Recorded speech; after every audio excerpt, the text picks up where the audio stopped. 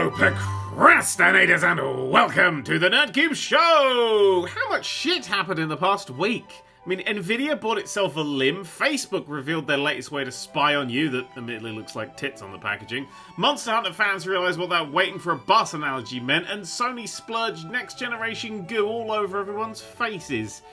We'll cover Sony today, might as well, and the news is that the PlayStation 5 is going to cost £449 here in the UK, with the digital edition sitting at £359. This news is, of course, completely useless now, as Sony gave about as much warning for pre-orders as the Spanish did for one of its Inquisitions.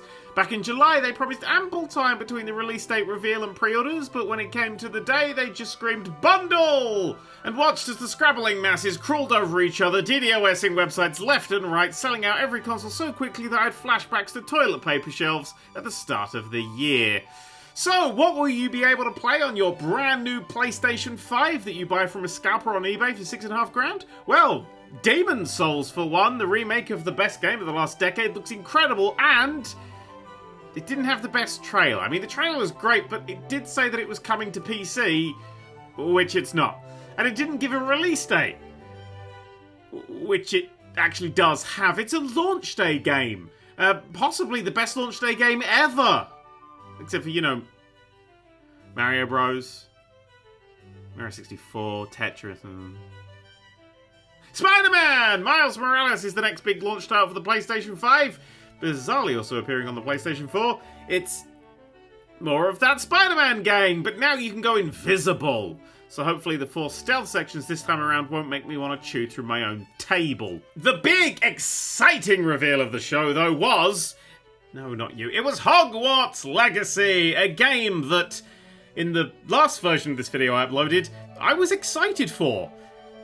And then, over the last 24 hours, I read a lot of stuff, talked to a lot of people, and have changed my mind. The rarest of the things on the internet. I cannot support this game anymore. I previously said that JK is to Harry Potter what H.P. Lovecraft is to Lovecraftian horror, which is, the worst part of it. However, a difference that I hadn't thought about is that, well, Lovecraft is dead. If you buy the big book of Lovecraft, not only is that cunt splash not getting any of your money, but he's not getting any more influence. His dated, shitty ideas died with him.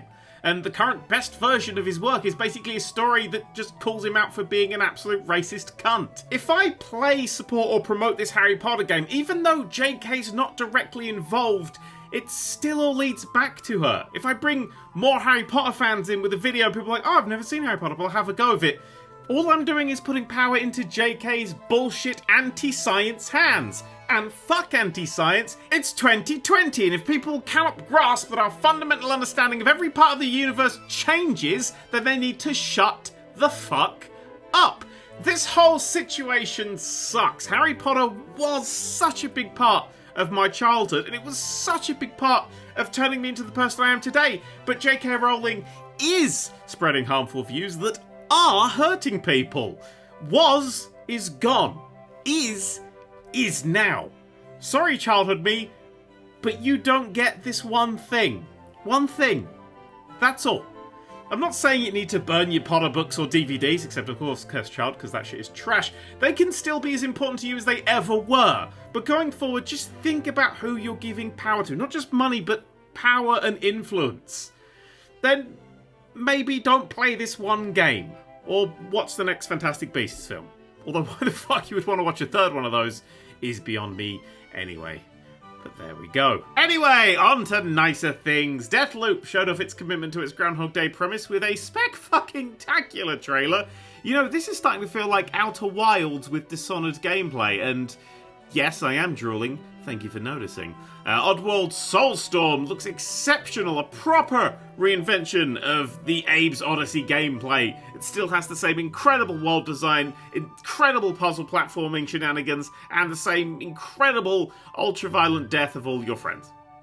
Oh, and Kratos is back with a reveal of a game we all knew was coming. God of War, the second one of the rebooted series, which will probably be called God of War 2 Ragnarok, or God of War Ragnarok, or... No, it'll just be... It'll be one of those. 4 releases of note to talk about in the past week. Spelunky 2 is being praised like the second coming of sliced bread, but us PC will have to wait another week or so. Grrr. Hades came out of early access, and after 20 minutes of playing it this morning, I realised that several days had passed. WWE 2K Battlegrounds is a £35 microtransaction hellhole that you should avoid at all costs, and my book, Fuck Yeah Video Games, came out in paperback.